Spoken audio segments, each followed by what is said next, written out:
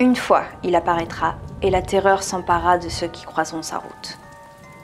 2 fois, il apparaîtra et alors ça se rapprochera. 3 fois, il apparaîtra et le frisson s'intensifiera.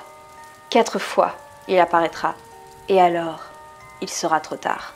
Trop tard, car la catastrophe sera déjà aux portes de la ville. Les dés seront jetés et personne n'en sortira vivant.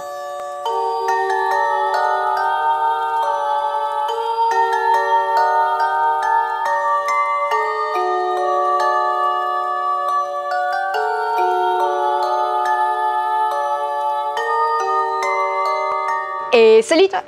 Alors aujourd'hui on se retrouve pour la 6e et dernière vidéo de la semaine. Aujourd'hui en fait je vais te parler d'une créature dont je n'avais jamais entendu parler, enfin en tout cas je ne connaissais pas le nom parce que j'avais déjà vu des photos de cette créature et lorsque je vais te montrer les photos tu vas me dire ah mais oui en fait peut-être que, parce que enfin c'est des photos qui ont beaucoup tourné on va dire et tu vas comprendre quand tu les verras.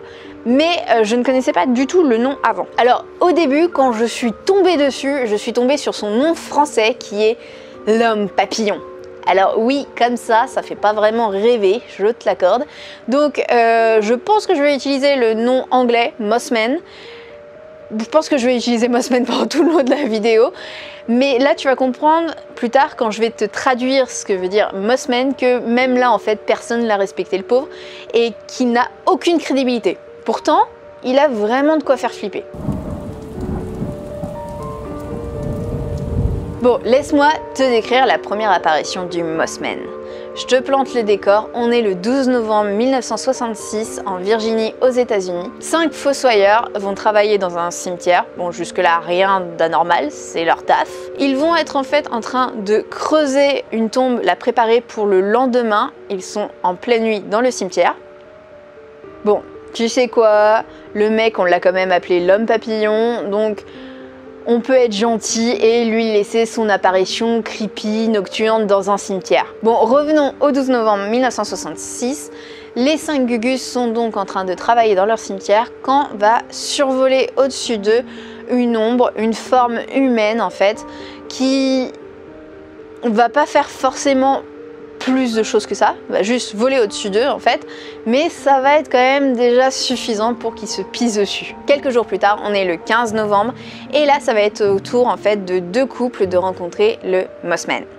Ces 2 couples sont chacun dans leur voiture, sûrement pour partager une partie endiablée de Uno, toi-même tu sais. Et en fait, ils vont se retrouver nez à nez avec le Mossman. La créature en fait va tout simplement se poster devant leur voiture et les observer, les fixer, ne rien faire du tout. Et ils vont être en fait tellement proches de cette créature qu'ils vont pouvoir la décrire extrêmement bien. Il s'agirait en fait d'un individu d'à peu près 2 mètres, mi-homme, mi-papillon, avec des yeux rouges qui brillent dans la nuit et une fois qu'il a ses ailes déployées, elle ferait à peu près entre 2 et 3 mètres de long. Ah bah oui, c'est autre chose que le petit papillon que tu t'amusais à attraper quand t'étais gamin. Au final, l'histoire se tasse un peu et en fait, ça va être 1 an après que vont reprendre tout simplement les apparitions du Mossman. En seulement 3 jours, on va avoir 8 témoignages. C'est énorme. 8 groupes en fait d'individus qui vont voir le Mossman. Alors oui, en fait, c'est pas 8 personnes qui ont vu le Mossman, c'est 8 groupes d'individus qui ont vu le Mossman. Et parmi eux, il y aura en fait un groupe de pompiers volontaires qui apparemment disent être tombés nez à nez avec la créature au moment où ils étaient en train d'éteindre le feu d'une maison. Alors je ne sais pas ce que faisait pousser le propriétaire dans sa baraque, mais ça devait être de la bonne parce que il y a quand même toute une équipe de pompiers volontaires qui s'est tapé la même hallucination. C'est quand même dingue. Hein. Bon, pour être tout à fait honnête, les pompiers, eux, ils vont parler plutôt d'un homme-oiseau, mais en même temps, ils étaient en train d'éteindre un feu, c'était au loin. Le temps passe et là, on est le 15 décembre 1967, soit 1 an après, à peu près 1 an après la première apparition du Mossman, et là, le drame arrive. Le Silver Bridge va s'effondrer et 46 personnes vont mourir. Alors, ça a été reconnu que le pont en fait avait des défauts de fabrication et qu'un jour ou l'autre il allait s'effondrer. Mais ce qui est le plus inquiétant, enfin le plus terrifiant on va dire, c'est qu'une fois que ce pont s'est effondré, le Mossman n'est plus jamais apparu.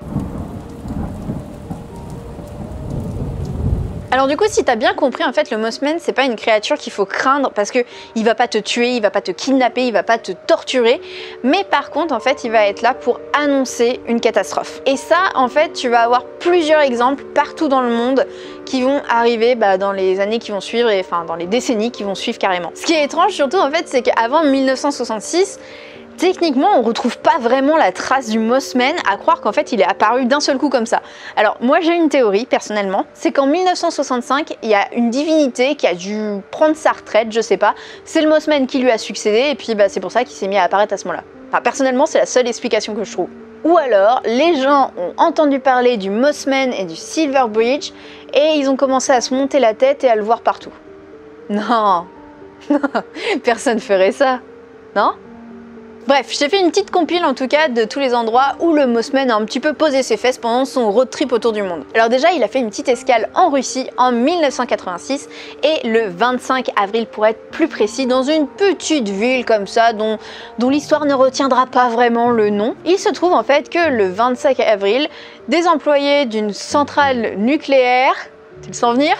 Les employés d'une centrale nucléaire auraient vu une créature survoler les réacteurs de la centrale, voilà. Et il se trouve que le lendemain, le monde vivait sa plus grosse catastrophe nucléaire. Le nom de cette toute petite ville était du coup sur toutes les lèvres.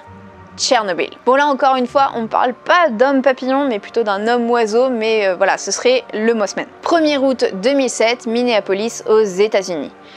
Encore une fois, en fait, les gens vont dire qu'ils ont vu un homme oiseau qui survolait la ville plusieurs fois. Et en fait, quelques jours plus tard, un pont va s'effondrer, emportant avec lui 40 personnes. Alors, soit les États-Unis sont vraiment très nuls pour construire des ponts, et dans ces cas-là, les gars, restez au ferry, ne construisez plus aucun pont. Mais on va dire que Mothman a vraiment un problème avec les États-Unis et les ponts. Genre vraiment, il y a un truc. 10 avril 2009, la Junta au Mexique. Parce que oui, Mothman n'est pas atteint par le syndrome America qui fait qu'en fait tout se passe toujours en Amérique. Il va aussi voir ailleurs, il visite le monde comme je te dis. Parfois, c'est vrai qu'il revient pas mal aux États-Unis, mais il a l'esprit aventurier quand même. Bon, je te refais pas le tableau, mais en gros, le 10 avril 2009, plusieurs personnes vont dire en fait qu'ils ont vu une créature survoler la Junta. Et là, encore une fois, on va pas parler d'un homme papillon, on va plutôt parler d'un homme chauve-souris. Et je trouve que personnellement que ça a un petit peu plus de gueule qu'un homme papillon, un homme chauve-souris. Mais on aura retenu que l'homme papillon. Bon, tu commences à connaître la chanson.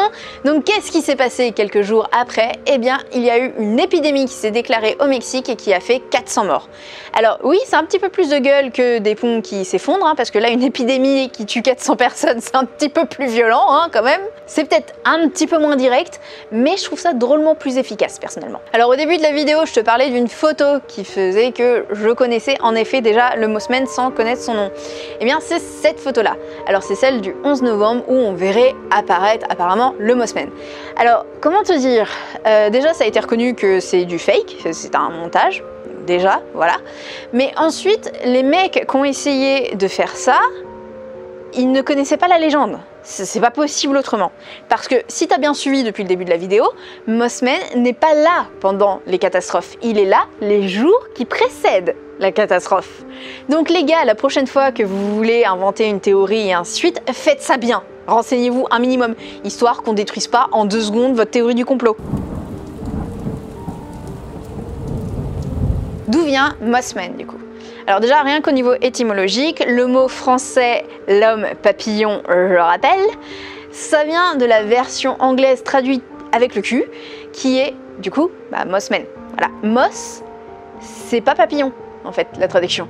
C'est plutôt papillon de nuit ou mythe. Alors ok, l'homme mythe, c'est pas non plus topissime comme nom, mais dans ces cas-là, pourquoi pas miser plutôt, je sais pas, sur la version mexicaine quoi, l'homme chauve-souris. Ouais, ça existe déjà en fait. Bon, j'en sais rien, mais on pouvait lui trouver un nom qui était mieux que l'homme papillon. Vraiment, franchement, on pouvait. Sinon, pour l'origine de la légende en elle-même, ça vient en fait des vrais témoignages de 1966, qui sont des vrais témoignages, hein, je te promets. Et en fait, avant ça, on n'a pas du tout de traces du Mothman. Alors, donc, pourquoi ce serait apparu en 1966? Pour ça, tu as deux théories. Je vais te présenter la première qui est lancée en fait par des biologistes. Ils pensent en fait que les personnes qui ont vu le Mothman ont réellement vu le Mothman. Mais attention, ce qu'elles ont vu en fait, c'est tout simplement les grues du Canada. Ce petit truc là, voilà. Parce qu'il se trouve en fait qu'au moment où on a les témoignages qui arrivent, c'est le moment où des grues du Canada étaient fortement présentes dans la région. Et ces grues du Canada en fait ont le contour des yeux qui est rouge, donc qui pourrait faire penser à ces yeux brillants rouges que les gens ont vus.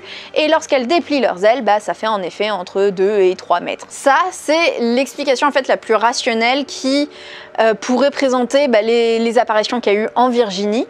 Et en fait, ça expliquerait aussi un point très important qui est que, en fait, en fonction des régions du monde où est apparu le Mothman, son apparence physique a changé. C'est tout simplement en fait que l'animal qui a été observé par les personnes, c'est un autre animal, ce n'est pas forcément les grues du Canada. L'autre théorie, un peu plus tirée par les cheveux et qui est à la limite du complotiste, voire totalement complotiste, c'est le secret d'État. Alors en fait, il y aurait près de l'endroit où est apparu le Mothman, dans cette fameuse forêt de Virginie, une réserve de munitions de l'armée américaine en fait qui daterait de la Seconde Guerre mondiale et que l'État voudrait garder secret. Et donc en gros, la théorie c'est que pour éviter que les gens n'aillent dans cette région-là de la forêt et tombent du coup sur la réserve, bien en fait l'État aurait créé cette légende pour effrayer les gens. Mais si c'est le cas, faut être totalement con déjà, parce qu'on sait tous très bien que ce genre de légende-là, ça va attirer les gens plus que ça va les effrayer. Donc si tu veux garder quelque chose de secret, ne va surtout pas dire « Hé, il y a un monstre ici, n'y allez pas !» Et puis le pire en fait dans tout ça, c'est que ça explique pas du tout pourquoi d'un seul coup on s'est mis à voir le Mothman partout dans le monde aussi. Hein. À moins que les États-Unis aient des réserves de munitions partout et qu'ils aient décidé d'utiliser la même technique partout. Mais ça m'étonnerait. Alors je sais, les grues du Canada, ça a quand même moins de gueule que la théorie du complot, mais pour moi, c'est celle qui est la plus crédible et qui, je pense, est vraiment à l'origine du Mothman. Voilà, c'est tout pour aujourd'hui. J'espère que cette semaine Halloween t'aura plu. Moi, ça m'a demandé beaucoup de travail, c'est vrai, mais j'ai adoré la faire parce que déjà, ça a changé des autres vidéos que je fais d'habitude. Ça m'a même peut-être un petit peu donné envie de plus faire des vidéos dans ce genre-là. De toute façon, je voulais un petit peu me défaire de l'image ultra littéraire et ensuite que j'ai, on va dire, pour me déplacer plus sur de la culture générale comme ça, des petits faits comme ça. Donc si ça te plaît aussi, je pourrais en faire de plus en plus en fait des vidéos comme ça. Je trouve ça marrant. J'espère que ça t'aura plu. En tout cas, je t'embrasse fort. Je te dis à la semaine prochaine. C'était Mélanie.